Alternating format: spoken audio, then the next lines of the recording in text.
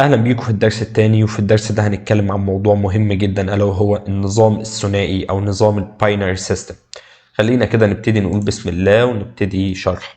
خليك عارف حاجة مهمة جدا، الكمبيوتر جهاز كهربائي، جهاز غبي ما بيفهمش. هو كل اللي بيفهمه يا فيه كهرباء يا ما فيش كهرباء. هو ما عندوش عقل بيقدر يفهم ويحلل ويستوعب. هو كل اللي فهمه يا فيه كهرباء داخلاله يا ما فيش كهرباء داخلاله. لا بيفهم حروف ولا بيفهم ارقام ولا بيفهم رموز ولا بيفهم اي حاجه. احنا عندنا في الكمبيوتر حاجه اسمها الترانزستور. الترانزستور ده خلينا نمثله كده ونقول ان هو مفتاح كهرباء. مفتاح بتاع اللمبه عندك في البيت، لو انت دوست عليه اللمبه بتنور، معنى كده ان في كهرباء واصله لللمبه. طب قفلت المفتاح اللمبه بتطفي، معنى كده ان مفيش كهرباء. فاحنا كذلك الامر هنقول في الترانزستور، لو واصله له كهرباء والترانزستور مفتوح قيمته في الحالة دي هتكون بواحد اللي هو كده منور. طيب لو مفيش كهرباء معنى كده الترانزستور مقفول، فقيمته بصفر، لأن صفر مفيش أي حاجة، فقيمته بصفر في الحالة دي. فخليك فاهم الترانزستور يا بيبقى فيه كهرباء يا ما بيبقاش فيه كهرباء. طيب نيجي لحاجة تانية مهمة عندنا وهي البت. البت دي من وحدات التخزين. هي خانة بيتخزن فيها يا صفر يا واحد، فخليك عارف البت دي لأن هيتبني عليها حاجة تانية. طيب البت دي نقدر نخزن فيها قيمتين بس، يا صفر يا واحد زي ما قلنا. طيب عندنا حاجة تانية اسمها النيبل دي بيتخزن فيها 4 بت، اللي هو 4 خانات كده، 4 أصفار أو وحايد. والأربع أصفار أو وحايد أو النيبل ده قادرين نخزن فيه 16 قيمة. طيب اللي جاية دي مهمة جدا ولازم تبقى حافظها. عندنا حاجة اسمها البايت. البايت ده عبارة عن 8 بت، اللي هو البت اللي احنا لسه قلناه عبارة عن صفر او واحد. البايت ده عبارة عن 8 خانات اصفار او وحايد بالمنظر اللي انتوا شايفينه هنا ده، واحنا قادرين هنا نمثل 256 قيمة في البايت. طب لو رحنا لوحدة تخزين اكبر زي الكيلو بايت، خد بالك بقى ان وحدات التخزين من هنا وطالع، انت كل وحدة لما بتضاعفها 1024 بتديك الوحدة اللي بعديها. تمام. وخد بالك برضو ان حاجة زي الكيلو بايت دي هي مبنية على البايت، هي كيلو بايت يعني 1024 بايت. وهنا في الكيلو بايت ده انت قادر تخزن نص صغير اللي هو فايل تكست ده، تخزن فيه مثلا حروف وارقام وحاجات زي كده. الحاجات دي حجمها قليل جدا يعني ما بتاخدش مساحة خالص. طيب لو جينا لمساحة تانية زي الميجا بايت، وهي عبارة عن 1024 كيلو بايت، والميجا بايت دي قادر تخزن فيها صورة. انت بتخزن الصورة بمساحة بوحدة التخزين اللي هي الميجا بايت. يعني انت في تليفونات دلوقتي تقدر ان هي تصور صورة واحدة، الصورة دي ممكن توصل 10 ميجا بايت، وكمان صور ممكن تعدي. فهي وحدة مقياس للصورة، مش كل صورة بيبقى حجمها 1 ميجا، لا انت ممكن الصورة تعدي، بس هي بتقاس الصور مثلا بالميجا بايت. طيب لو رحنا لوحدة التخزين أعلى زي الجيجا بايت، برضه هي 1024 ميجا بايت، وهنا تقدر تخزن أفلام ومسلسلات وخلافه. طبعا في أفلام ممكن اللي هي بتبقى متصورة 4K و 8K، والأفلام دي ممكن تعدي 50 جيجا بايت عادي، 100 جيجا بايت كمان وانت طالع، يعني لأن بتبقى يعني بتخزن بشكل كبير جدا يعني. طبعا مش دي الوحدات التخزين بس، انا بس اديتكم نبذه عنها. تقدر ان انت كمان تروح تسيرش في حاجات زي التيرا بايت والبيتا بايت والزيتا بايت وخلافه، في وحدات تخزين كتيره. ولكن انا عرضت لكم الشائع اكتر. طبعا في التيرا بايت وهي عباره عن 1000 جيجا بايت.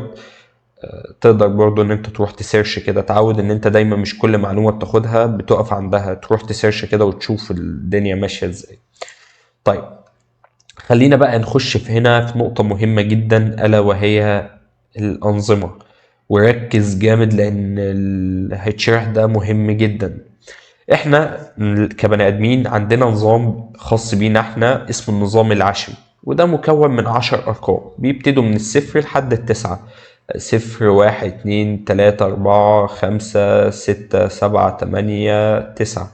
والعشر أرقام اللي انتوا شايفينهم دول مكون منهم كل الأرقام اللي انتوا عارفينهم. أي رقم في الدنيا هتلاقيه مكون من ال10 أشكال للأرقام دول. في النظام بتاعنا اللي هو اسمه النظام العشري، احنا عندنا حاجة مكون من خانات، خانة اسمها خانة الأحاد، العشرات، المئات، الألوف وخلافه يعني. طيب ايه هي الخانات دي او ايه خانة الأحاد والعشرات؟ هو عبارة من اسمه كده، اسم النظام العشري، فبنقول 10 أس صفر وانت طالع بقى، يعني 10 أس صفر، 10 أس واحد، 10 أس اتنين، 10 أس تلاتة، 10. أي رقم خد بالك، أي رقم أس صفر قيمته بتساوي واحد، ف10 أس صفر بواحد. فلما بتيجي تجيب رقم في الخانة اللي هي خانة الأحاد دي تضربه في واحد بتبقى نفس القيمة. فلو جبنا 5 ضربناها في واحد هتطلع 5 زي ما هي. طب لو جينا في خانة العشرات، 10 أس واحد بتساوي 10. فلو جبت أي رقم ضربته في 10 في خانة العشرات اللي هو التانية دي هتلاقي قيمته طالعة مثلا قيمة عشرية، زي 4 في 10 هتلاقيها ب40. وكذلك الأمر أي رقم هتضربه في 100 هيطلع في خانة المئات، يعني 3 في 100 هتلاقيه ب300. كذلك الأمر 2 10 أس 3 ب1000، ف2 في 1000 هتلاقيها ب2000. لو جينا مثلا ناخد مثال لأشكال الأرقام اللي المفروض يكون واللي بسبب الجدول ده هتلاقيه عليه، فاحنا لو عندنا الرقم اللي هو مكون من 4 أرقام ده، اللي هو لو جيت قلت لك اقراهولي هتقولي 2345. طيب انت شايف ان انت 2345 كاتبه في 4 خانات بس، مع ان انت لو هتبص للشكل الطبيعي انت المفروض تكتب بالمنظر ده 45 2000 هنا 340 5، فتيجي بقى تقول 2345. فتخيل الرقم الكبير ده احنا اختصرناه في الرقم الصغير ده بسبب النظام العشري. كذلك الأمر باختلاف بسيط في النظام الثنائي، هو من اسمه النظام الثنائي. انت هنا عشان كان اسم النظام عشري كنا بنقول 10 أس صفر وانت طالع، هنا عشان اسم النظام الثنائي فبنقول 2 أس صفر وانت طالع. طيب في النظام الثنائي خد بالك انت ما عندكش الا رقمين بس، يا صفر يا واحد، عكس النظام العشري انت كان عندك 10 اشكال للارقام. طيب صفر معنى كده ان الخانة دي احنا مش محتاجينها، وواحد معنى كده ان الخانة دي محتاجينها. فلو جينا بصينا 2 أس صفر بواحد، 2 أس واحد باتنين، و2 أس 2 بأربعة، و2 أس 3 بتمانية. خد بالك كل ما بنزود الاتنين أس لو انت لاحظت فالرقم بيتضاعف، فهنا 2 4 8 16 32 64 وانت ماشي بقى. أي رقم بنحتاجه من الأرقام دي بنضربه في واحد. طب واللي مش محتاجينه بنضربه في صفر. اي رقم في صفر بصفر على طول يعني. فلو ادانا رقم زي رقم 11 ده وقال لك حوله من النظام العشري بتاعنا احنا كبني ادمين للنظام الثنائي اللي هو اصفار ووحايد، هتعمله ازاي؟ اقول لك هنيجي كده نجمع ونشوف كام وكام يساوي 11. اكتشفنا ان 8 و2 10 و1 11، معنى كده ان احنا الاربعة دي مش محتاجينها. فنيجي نقول الرقم الاولاني محتاجينه، فهنقول له 1 في 1 هيساوي 1. طيب الرقم التاني محتاجينه، هنقول له فواحد في 2 هتلاقيه بيساوي 2. التالت محتاجينه فنقول له لا، فصفر في 4 بصفر. الرابع محتاجينه فهتضربه في 1. الرقم اللي انت محتاجه بتفعل الخانة بتاعته بتحط له 1. فلو جينا بصينا كده الرقم 11 بالنظام العشري بتاعنا اتحول للمنظر ده بالنظام الثنائي ده، اخترناه فدي 1 وادي الواحد التاني اللي جنبيه. طيب التالت اللي هو ب4 احنا مش محتاجينه فهنحطه 0، والاخير اللي هو الواحد اللي قيمته 8 هنيجي برضو نحطه. الواحد رقم 4 قيمته ب8، زي ما الاتنين اللي هي في الخانة الرابعة هنا في النظام العشري بتاعنا قيمتها ب2000. اعتقد انت فهمت. طيب تعالى ناخد كم مثال كده. احنا دلوقتي لسه شارحين من شوية البايت ده، وقلنا البايت عبارة عن 8 بت او 8 بت اللي هو 8 خانات اصفار او وحيد. احنا دلوقتي بقى بنتعامل هنا بالبايت، يعني احنا في النظام الباينري بنتعامل بالبايت. فالبايت عبارة عن 8 بت، وانت عندك هنا 8 بت فقادر تمثل لحد 255 اعتقد هنا. تمام. لو جمعت دول كلهم اعتقد هيمثلوا 255. طيب فانت بتيجي هنا تتعامل اي رقم انت بتحب بتمثله في بايت. فلو احنا عايزين نمثل رقم 10 هنمثله ازاي؟ نيجي نشوف كام وكام بيساوي 10، هنلاقي 8 و2، فهنقول له 0 1 0 1. احنا مش محتاجين لا الاربعة ولا الواحد فهنخليهم بصفار، محتاجين بس الواحد والتمانية. فلو جينا هنا 0 1 0 1 والباقيين دول مش محتاجينهم فهنخلي قيمتهم بصفار. وهنا مثلا مدينا رقم 65. طب كام وكام بيساوي 65؟ لو جينا بصينا الخانة رقم 7 قيمتها ب64، والخانة الأولى قيمتها بواحد، فتقدر 1 و64 65 هم دول اللي انت محتاجهم، فدول اللي هتحط فيهم واحد، والباقي انت مش محتاجهم فهتخلي قيمتهم بصفر. بس موضوع بسيط جدا يعني. وطبعا لو فعلت كله خليته واحد فطلع 255 زي ما انا كنت قايل. طيب دي برضو طريقة تانية تقدر تحل بيها يعني او تقدر تحول بيها رقم من النظام العشري للنظام الثنائي. دلوقتي انت عندك رقم 25 وعايز تحوله للنظام الثنائي، هتقول له 25 على الاتنين. خد بالك الرقم اللي بيطلع فيه كسر الرقم ده بنحطه بواحد، طب واللي بيطلع صحيح بنحطه بصفر. ف25 على الاتنين هيطلع 12.5. طبعا طالما في نص هنخلي قيمته بواحد، وهناخد ال 12 لوحديها نقسمها على الاتنين هتطلع قيمتها بكام؟ ب6. ف6 دي رقم صحيح ما فيهوش كسر فهنخلي قيمته بصفر. 6 على الاتنين هتطلع ب3 برضو قيمتها بصفر. 3 على الاتنين هتطلع قيمتها بواحد ونص فهنخلي هنا القيمة واحد. والواحد على الاتنين هتطلع بنص فبرضو هي لوحديها اساسا رقم عشري فهنخليها هنا بواحد. طبعا انت الصفر ده مش هتقسمه على حاجة، مفيش الصفر ما بيتقسمش على حاجة، فهيبقى عندك بالمنظر اللي انت شايفه قدامك ده. واحد تبتدي كده 1 0 0 1 1 بالمنظر اللي انت شايفه. تمام. طيب وده برضو حل نفس السؤال بنفس الشكل. طيب خلينا ناخد او نعرف حاجة تانية مهمة. احنا دلوقتي قدرنا نفهم الكمبيوتر ازاي بيفهم الارقام العشرية بتاعتنا احنا كبني ادمين بالنظام الثنائي اللي هو عبارة عن اصفار ووحايد. طيب ازاي الكمبيوتر بيفهم الحروف؟ انا دلوقتي اللي انا اعرفه انا ممكن اكتب للكمبيوتر اسمي او اخش ابحث عن حاجة او ايا كان وبكتب بالعربي او بالانجليزي بالحروف اللي انا كبني ادم بفهمها. ازاي الكمبيوتر بيفهم الكلام ده؟ اقول لك دلوقتي ان اتجمع مجموعة من العلماء عملوا لك نظام اسمه نظام الاسيكال كود. نظام الاسيكال كود ده بيضم حروف اللغة الانجليزية وبعض الارقام والرموز. طيب نظام الاسيكال كود ده شغال ازاي؟ قال لك مثلا انت عندك حرف الاي كابيتال، احنا لو جينا قلنا الكمبيوتر اي كابيتال مش هيفهمها، فاحنا ممكن نخلي الاي كابيتال دي بتساوي 65 بالنظام العشري، والكمبيوتر يقدر ان هو يفهم ال 65 دي بالنظام الثنائي بتاعه. فلما يوصل للكمبيوتر 65 فالكمبيوتر متخزن عنده القيمة اللي انت شايفها قدامك دي. معنى كده ان انت تقصد ايه.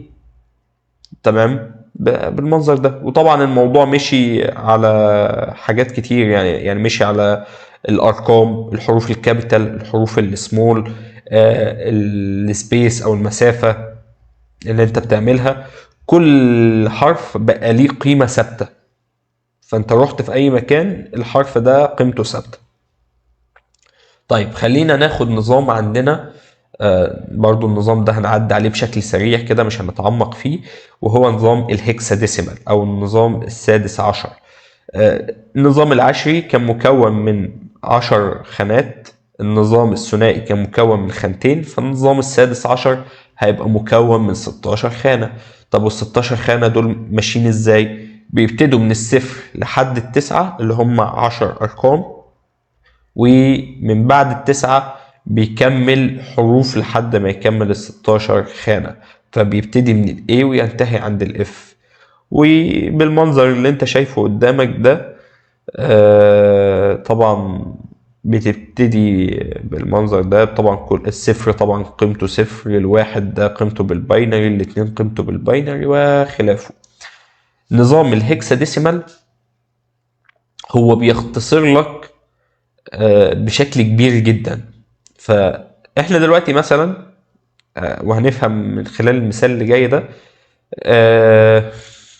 احنا دلوقتي عايزين نعرف الكمبيوتر بيمثل الالوان ازاي، يعني ازاي الكمبيوتر بيفهم اللون الاحمر والاخضر وخلافه من الالوان.